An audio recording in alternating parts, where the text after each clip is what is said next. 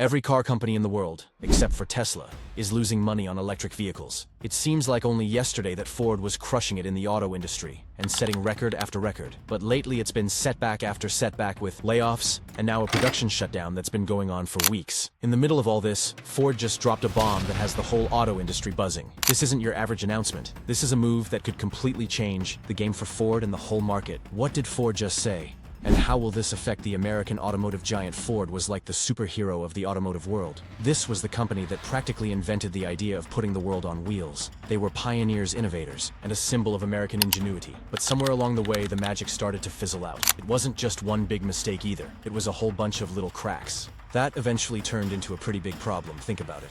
Outdated systems leadership that didn't seem to understand what the market wanted anymore, and internal struggles that no amount of shiny marketing could fix. These were big deals. And while Ford was trying to figure it out, competitors like Tesla and Toyota were zooming ahead, leaving Ford to play catch-up. Now fast forward to today, and things are really hitting the fan. Ford's CEO just made an announcement that's got dealers freaking out over the past few years. Ford got a little too comfortable with hiking up prices. They jacked up MSRPs, and in some cases even asked buyers to pay over MSRP for popular models like the Bronco at the time. Demand was crazy high, so it seemed like a solid move, but not now. You can see what we mean if you go to any Ford store these days. There are rows and rows of shiny F-150s, Broncos, and Rangers just sitting there. Dealers are literally running out of room to park the trucks and SUVs that used to sell quickly. Some are even parking these vehicles on grassy fields because there's no room in the main lot. In fact, there are many more new 2023 models on sale than 2025 models. This is a problem that only exists with Ford in the current truck market. There are still 563 new 2023 Ford trucks sitting on dealer lots across the country. This may not seem like a lot, but when you consider that they make up 2.5% of all new Ford trucks, it's pretty shocking, especially since most other brands have already sold their older models. Seeing this many 2023s still for sale is pretty strange. There are more than 200,000 new Ford trucks in the US,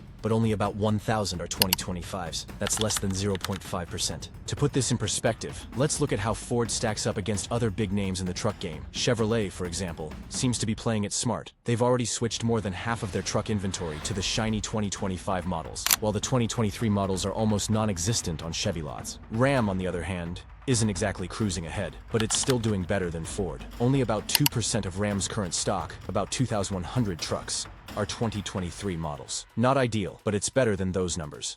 A year ago, getting a Bronco was like winning the lottery. Now they're everywhere. And it's not just the Bronco. Ford's most famous truck, the F-150, is also so stacked on dealership lots that the only way to move it is to offer huge discounts. This isn't just a problem at a few dealerships. It's a nationwide issue with the Ranger. A few months ago, it was impossible to find one. Now, dealers are practically begging people to buy them now, even though dealerships are practically drowning in 2024 models that haven't been sold yet. Ford's CEO just said that MSRPs will go up in 2025. It's hard to understand why Ford would want to raise prices when cars aren't even selling at the current rate. Customers and dealers were outraged by the news, leaving many wondering what Ford was thinking. Ford dealerships are literally running out of space. They're so overloaded with 2024 inventory that it's becoming a logistical nightmare. Now, if they can't get rid of the current stock, where are they going to put the brand new 2025 models and sell them at higher prices? That will be an even harder hill to climb. Take the Ford Maverick as an example. Just a few months ago, these trucks were almost impossible to find on the lot because demand was so high. Now, they're everywhere,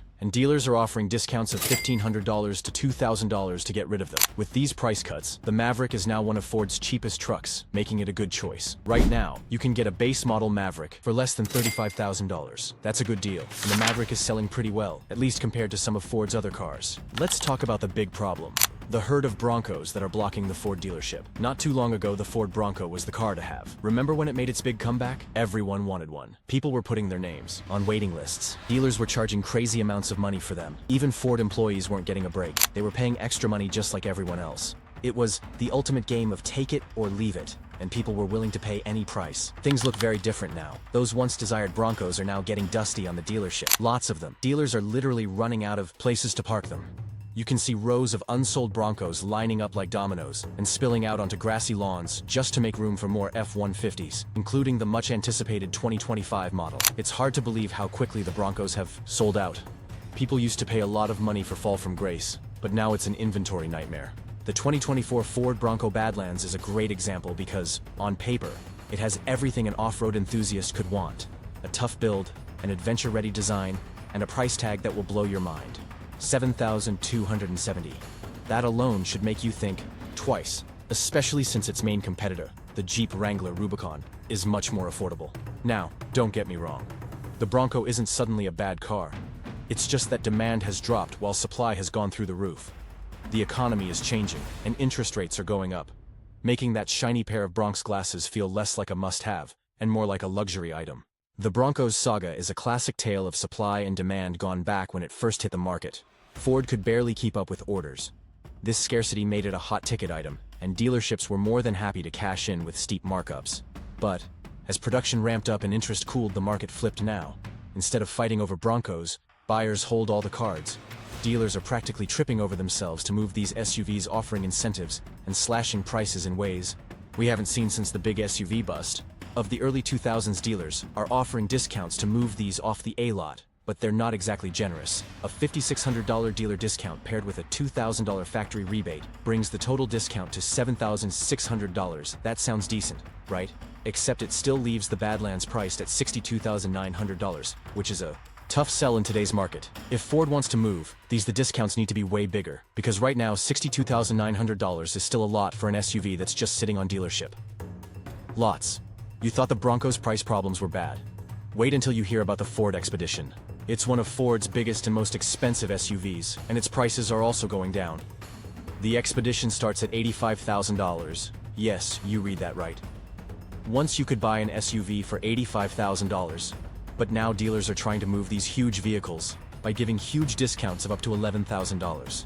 This brings the price down to about $74,000, which is better but still feels high. In all honesty, most people would expect an Expedition to cost around $60,000, not close to or over $70,000. And then there's the F-150, Ford's main source of revenue. To make room, dealers are lowering prices by as much as $10,000 on some trim levels. For the first time in a while, you can find some F-150 models for less than $50,000, which might actually tempt buyers who have been waiting. Oh no, things are getting worse. Ford's move into electric vehicles has run into big financial problems. Things got really bad for them in the third quarter of 2024. Their EV division, called Model E, lost a huge $1.2 billion. If you think that's bad, wait until you hear that. They lost a total of $3.7 billion in the first 9 months of the year. Ford sold about 32,000 EVs during that time. If you do the math, that's about $37,500 lost per car sold. Ouch. This isn't just a Ford problem, it's more like an EV tug of war across the whole industry.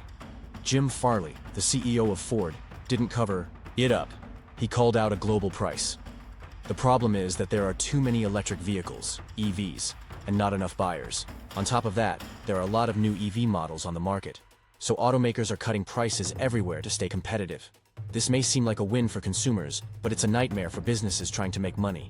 Ford isn't the only EV company having a hard time. Stellantis, the parent company of Ram, Jeep, and other brands, is also having problems with overproduction, which means automakers have more cars than buyers, which forces them to lower prices even more. Let's talk about the F-150 Lightning. The Ford F-150 Lightning, their electric version of their famous pickup truck, was supposed to be the best electric truck on the market and ride the EV wave into the future. But it has been a disaster, and that's mostly because of its price. At nearly $90,000, that's a lot of money for a truck, let alone an electric one. Sure, it has a lot of cool features and EV tech, but most people just aren't interested. Demand is so low that Ford has had to stop production until next year, even though it was the best-selling electric truck in 2023, beating out competitors like the Rivian R1T and the Hummer EV. Ford's sales haven't quite reached the high notes it was hoping for, so the company made some big changes at its Rouge Electric Vehicle Center in Dearborn, Michigan. Out of the 2,100 people who work there, 1,400 are being reassigned or given retirement packages. Here's how it works. 700 workers are moving to the Michigan assembly plant in Wayne to work on the Bronco SUV and Ranger pickup. The other 700 can move to other facilities in Michigan or take a $50,000 retirement package. Ford stresses that these are not layoffs, and that the choice to retire is completely up to the employees. This shows that people aren't as interested in the F-150 Lightning as Ford thought they would be. Stores may have had more Lightnings than they could sell because they overestimated sales. This isn't just a Ford problem. The market for electric vehicles as a whole is going through growing pains. EV option rates are being affected by high prices, a lack of charging stations, and hesitant customers. There are too many F-150 Lightnings at dealerships, and even the dealers are saying no thanks. They've been turning down new shipments because they can't sell the ones they already have.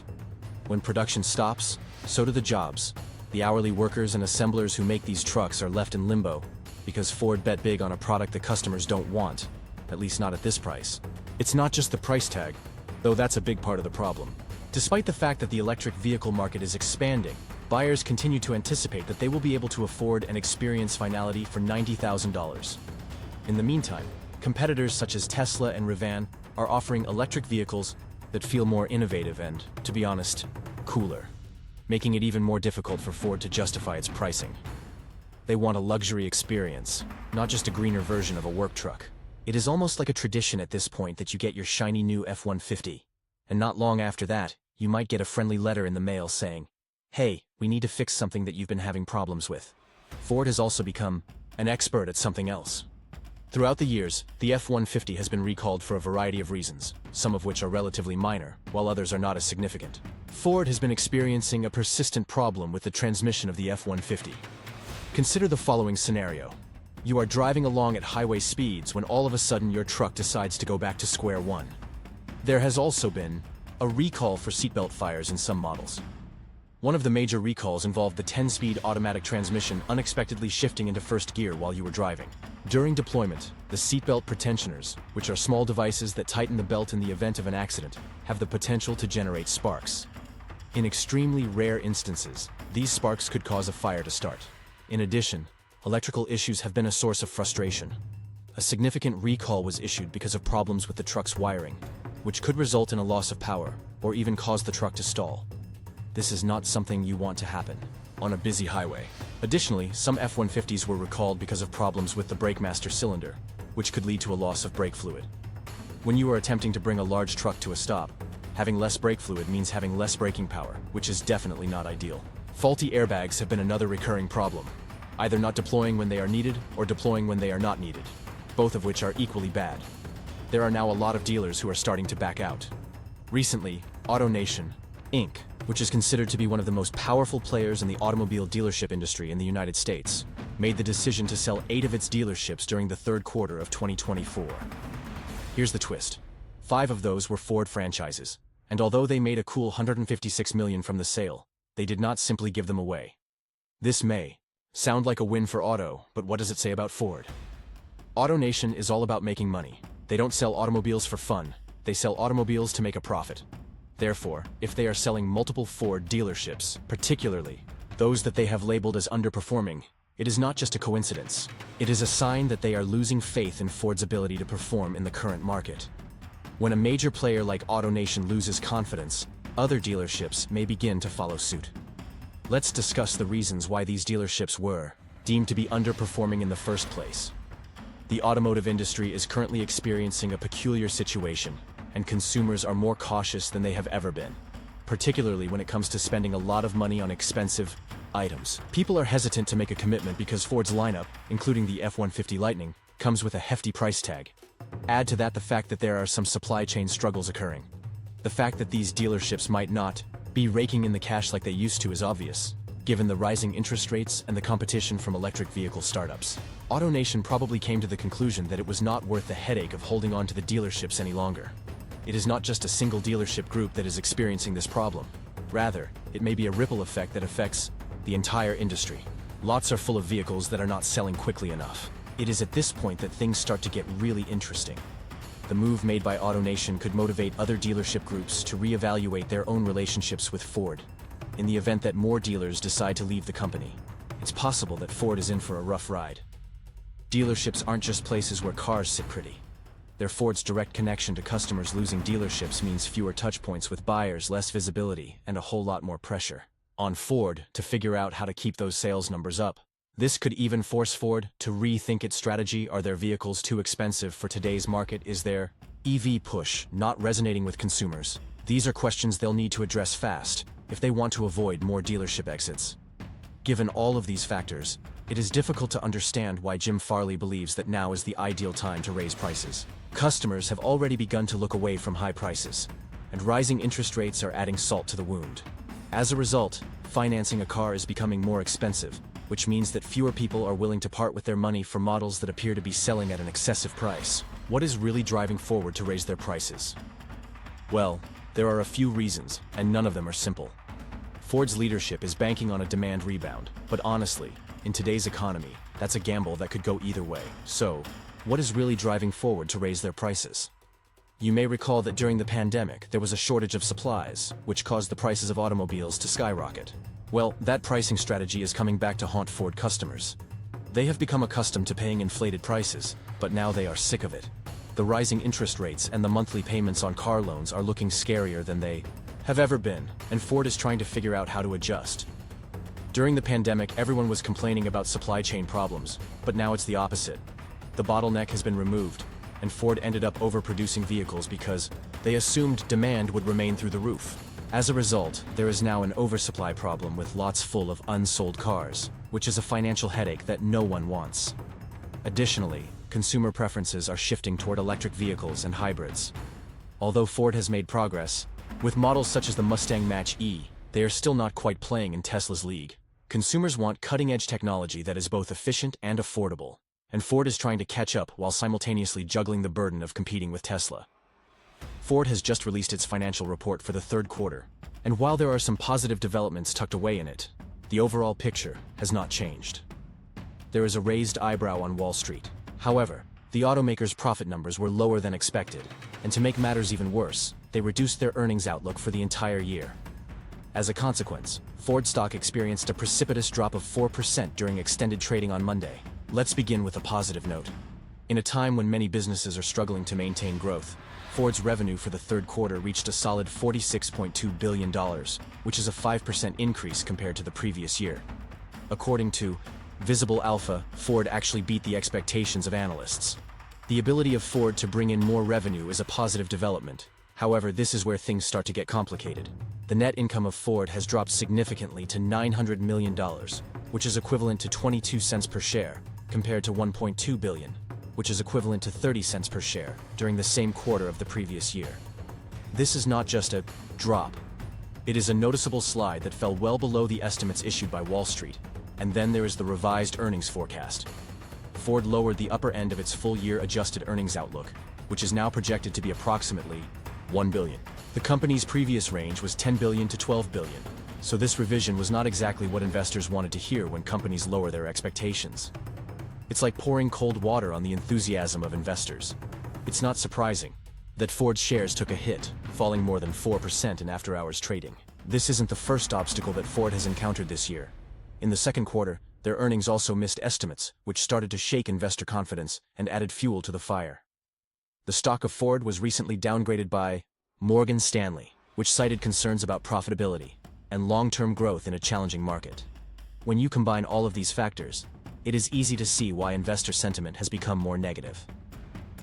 What is driving Ford's struggles is a combination of internal and external challenges. To begin, the ongoing strikes by the United Auto Workers have caused disruptions in operations and have made it difficult to maintain profit margins. The second reason is that Ford's bottom line has been squeezed due to higher production costs as a result of inflation and problems with the supply chain. Last but not least, the electric vehicle market, which is a primary focus for Ford, has become extremely competitive, with competitors such as Tesla and even newcomers such as Rivian making significant advances. Despite the challenges that it faces, Ford continues to rely on its Ford Plus strategy, which places an emphasis on electric vehicle service, EVs, commercial vehicles, and connected services as the key to its long-term success. Remain the automaker is working on cutting costs, improving efficiency, and adapting to the rapidly changing global market. In the short term, Ford's stock may experience volatility. However, the company's ongoing push toward innovation and its solid performance in the hybrid and traditional vehicle markets could provide some stability as it navigates these challenges. For the time being, however, investors are left wondering whether Ford's ambitious bets will pay off in the long run, or whether the road ahead will be bumpier than expected. In the past, Ford was synonymous with groundbreaking inventiveness made possible by renowned models. Both the Model T and the Mustang have been confronted with significant challenges in recent years, as the automotive industry has shifted its focus toward electric vehicles and advanced technologies. Model T and Mustang Ford was forced to contend with intense competition, particularly from electric vehicle industry leaders such as Tesla. The inefficiencies that exist within Ford have been a significant obstacle. Customers were left feeling frustrated as a result of delayed vehicle launches, which were caused by outdated manufacturing practices and disruptions in the supply chain. These operational hiccups were further compounded by departmental conflicts, where different teams often clashed over priorities, and direction leadership struggles also played a part with an apparent lack of cohesive vision. Instead of focusing on long-term innovation, decision-makers were often caught up in chasing short-term gains. The question of whether the company should continue to build on its legacy of traditional vehicles, or whether it should make a bold pivot to electric vehicles, a move that required massive investments, was one of the most contentious issues throughout the company.